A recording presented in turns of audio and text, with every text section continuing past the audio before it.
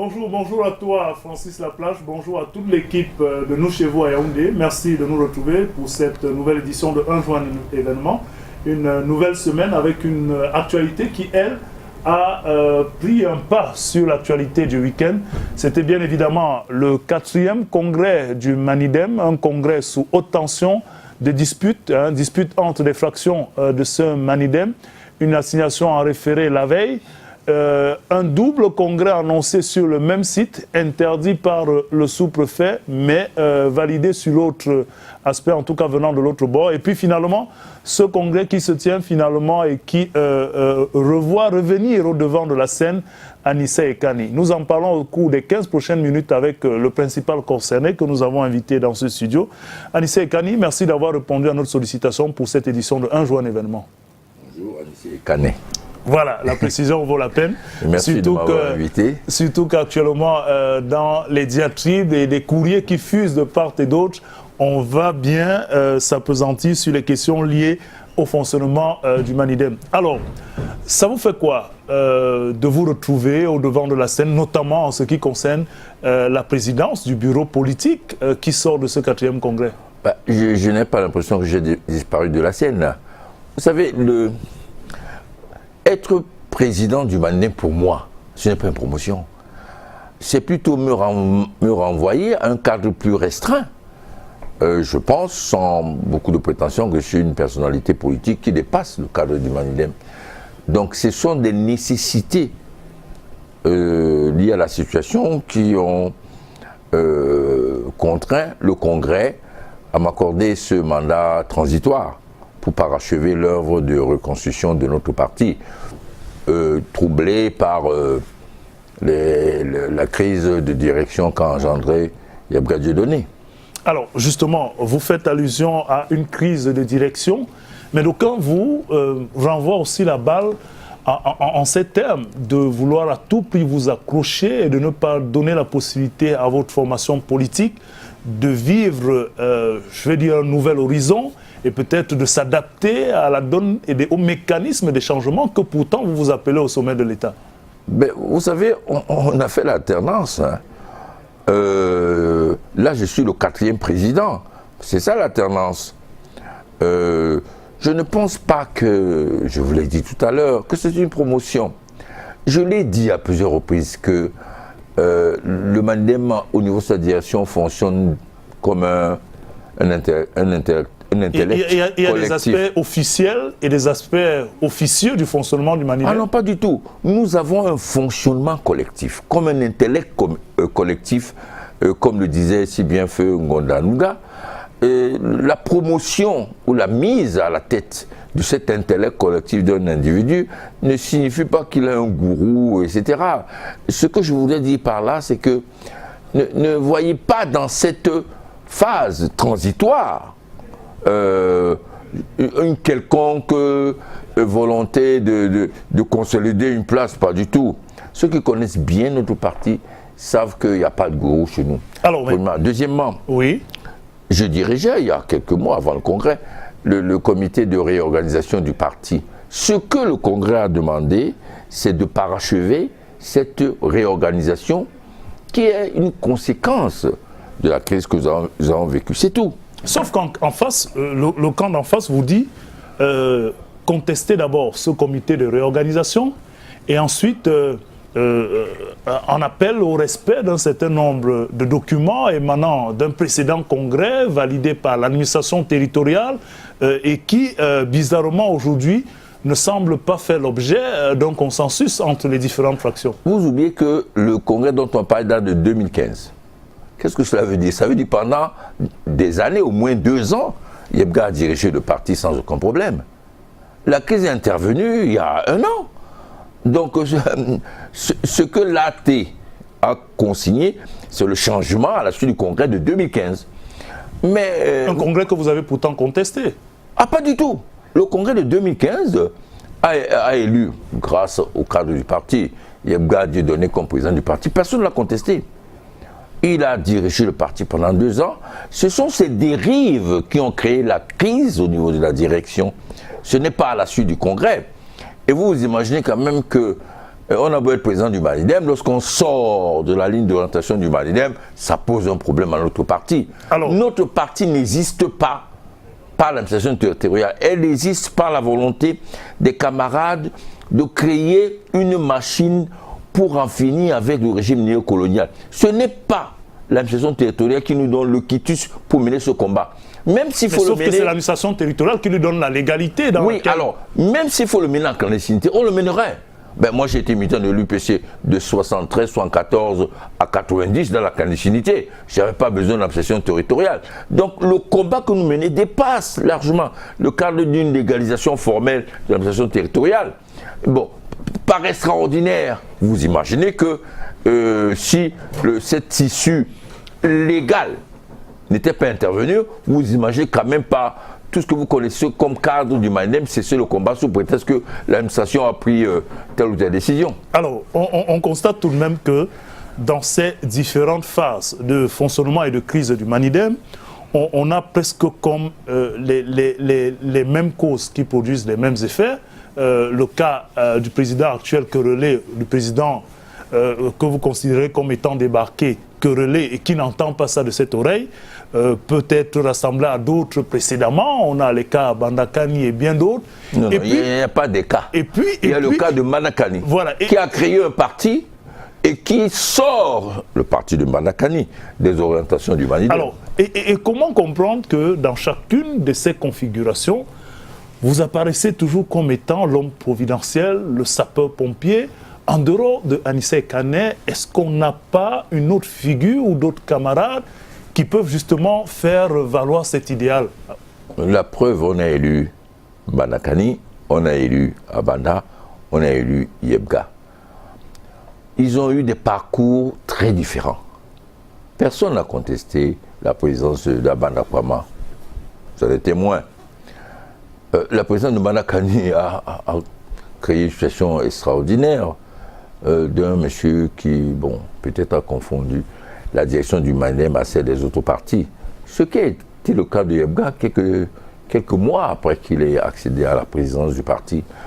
Je vous le disais tout à l'heure, l'idéal de lutte du Malidem dépasse un cadre légal, premièrement. Deuxièmement, le cas de Anissé Kane, je vous l'ai dit tout à l'heure, être président du Malidem aujourd'hui, ce n'est pas une promotion.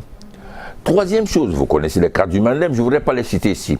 Tout à fait. Vous les connaissez très bien. Certains qui sont officiellement connus, oui, et d'autres qui ne se retrouvent pas dans des listes. Et c'est en cela qu'on parle de ce clivage parfois obscur dans la gestion du Malidem. Bon, ceux que vous connaissez, vous savez bien qu'ils ont les capacités certainement supérieures à celles de M. Yebga pour diriger le parti. Mais pour des raisons politiques liées à leur fonction dans la société, on a estimé qu'on mettrait M. Yebga, mais qui peut-être, bon, on dit que le pouvoir rend souvent un peu fou. D'ailleurs... Est-ce que ça n'est peut-être pas une volonté de ne pas être une simple marionnette dans une structure qui peut aussi faire le problème? On a l'impression que des révoltes ne font que subvenir. Je le répète, le Malidem fonctionne comme un intellect collectif. Donc le président n'a pas une prédominance sur les décisions, sur la marche du parti. Il n'a qu'une voix. Ceux qui connaissent bien le parti et qui ont de temps en temps assisté aux discussions au sein de le parti savent très bien que ce que je dis est une vérité. Je veux dire, le cas de M. Yebga relève un peu de la psychiatrie. Vous savez, on peut se créer un monde virtuel. Il peut rester président du Malidem 10 ans, hein, alors qu'en réalité, il ne l'est pas. Ça relève de la psychiatrie.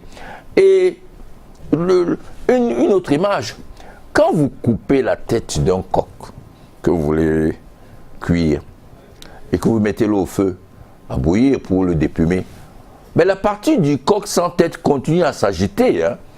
Ce n'est pas parce que vous avez coupé la tête qu'il continue. Et c'est un peu le comportement de M. Yebga. Bon, il a tenté le dernier barreau d'honneur avec le juge en référé, qui lui a dit que c'est l'administration territoriale qui connaît le fonctionnement des partis, puisque c'est de son domaine, qui connaît les interstices des programmes, des règlements intérieurs, des statuts.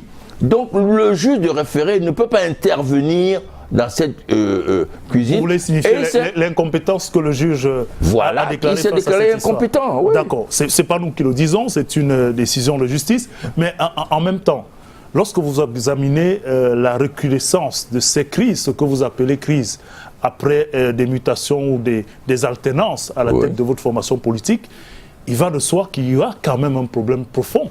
Et de votre point de vue, ce serait lequel? Mais vous savez, la culture de l'alternance n'est pas ancrée dans notre pays. Bah, c'est vrai pour le parti au pouvoir, c'est vrai pour plein de partis. Certains vous l'opposeraient. Oui, mais non, je voulais dire que ce n'est pas évident de faire des choses différentes dans un contexte. Et ce que nous faisons, nous tentons de faire, malgré les difficultés, ne nous découragera pas.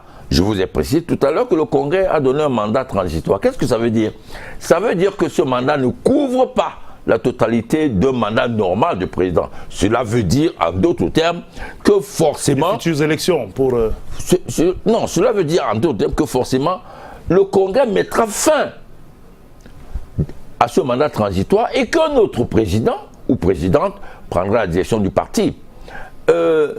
C'est quand même embêtant de penser que la situation du pays demande la mobilisation des énergies et des forces et qu'on réduise l'activité d'un parti à des individus. Moi, nous trouvons ça un peu surprenant. Très bien. On peut aussi, dans cette dynamique-là, estimer que les combats en fonction des bords par lesquels on prend relèvent aussi on a envie de dire, des individus qui s'accrochent de part et d'autre. Pendant que vous décriez le camp d'en face vous renvoie l'ascenseur. Mais ça n'est peut-être pas ça le problème. Mais avant qu'on le propulse à la tête du Mandem, M. Ebga n'était pas très connu, hein?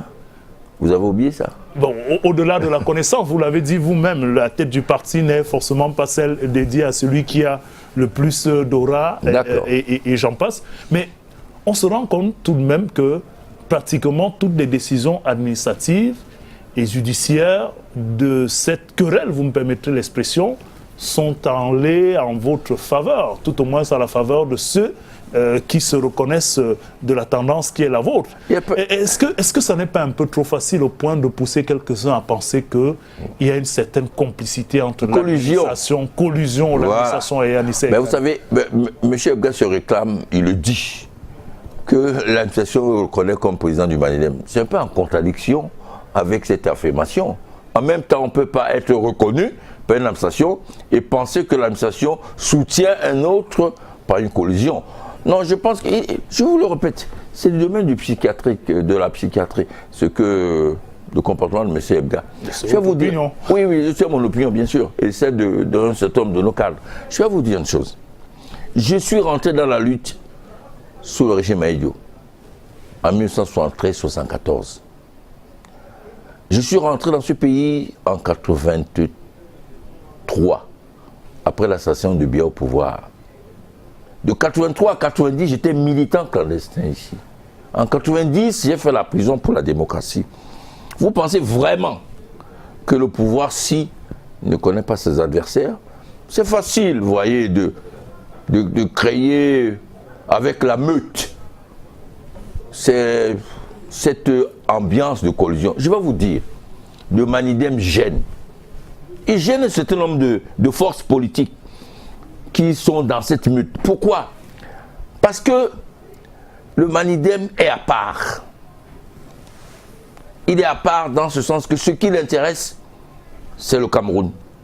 Ce ne sont pas des clans, ce ne sont pas des sectes claniques, régionaux, régionalistes, tribalistes. Nous sommes à part dans ce pays. C'est pour ça que nous sommes une avant-garde. Et nous gênons tous ceux qui considèrent l'avenir de ce pays en termes de partage du gâteau national et partage du territoire national. Nous sommes à part. Très bien. En tout cas, on n'aura peut-être pas beaucoup de temps pour s'étendre sur les autres aspects, sur différents aspects liés à ce fonctionnement, mais pour sortir, puisque nous sommes au terme, what next, on a envie de dire. Est-ce qu'on peut espérer la fin des diatribes au Manidem ou bien ce n'est qu'une autre phase, un autre épisode d'un long feuilleton? Je vous dis qu'on peut se complaire dans un monde virtuel. La réalité aujourd'hui, c'est que la direction du Manidem a été élue au dernier congrès ordinaire qui a eu le samedi 2 juin.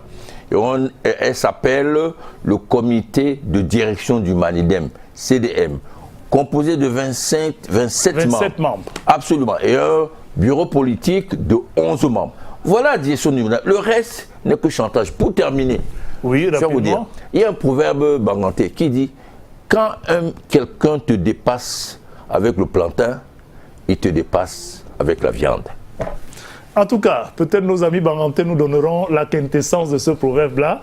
En attendant, éventuellement, d'avoir notre rebondissement, on souhaite tout simplement que les camarades du Manidem se retrouvent et que, finalement, cette formation politique apporte son concours, n'est-ce pas, à l'édification de notre pays, mais aussi à sa consolidation. Madame, Monsieur, c'était tout pour cette nouvelle édition de Un jour un événement. On dit merci à Anissa Ekane qui a accepté notre invitation. À toute l'équipe de Nous Chez Vous, Francis Laplage et tout le reste, merci de nous avoir suivis. Prenons rendez-vous demain pour une autre édition.